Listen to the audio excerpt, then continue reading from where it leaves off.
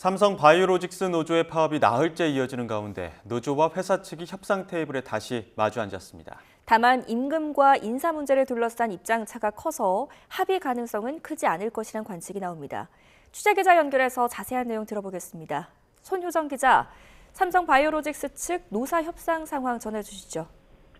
네, 삼성 바이오로직스 노조와 사측은 조금 전 10시부터 송도 사업장에서 협상을 진행하고 있습니다.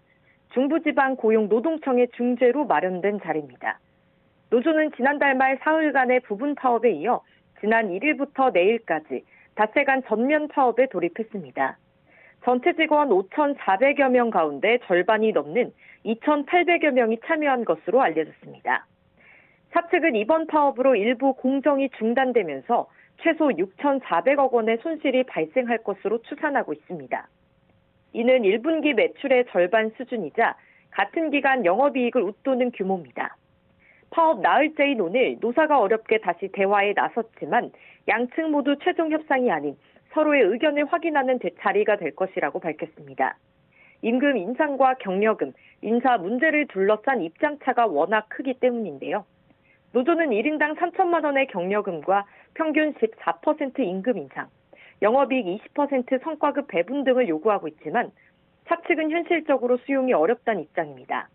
또 단체협약 요구안에는 신규 채용과 인사평가, 인수합병 등에 대해 노조의 사전 동의를 받도록 하는 조항이 포함된 것으로 알려졌는데요. 사측은 경영권과 인사권을 침해하는 내용이라며 반발하는 반면 노조는 고용과 직결된 의사결정에 최소한의 견제와 투명성을 확보하기 위한 것이라고 맞서고 있습니다. 삼성전자 노조도 오는 21일 총파업을 예고하고 있는데 조합원 사이에도 갈등이 불거지고 있다고요. 네, 삼성전자 노조에서는 스마트폰, 가전과 같은 완제품 사업을 담당하는 DX 부분 조합원의 탈퇴 신청이 잇따르는 것으로 알려졌습니다. 하루 평균 100건에 못 미치던 탈퇴 신청이 지난달 말 하루 1000건을 넘어선 것으로 전해졌습니다.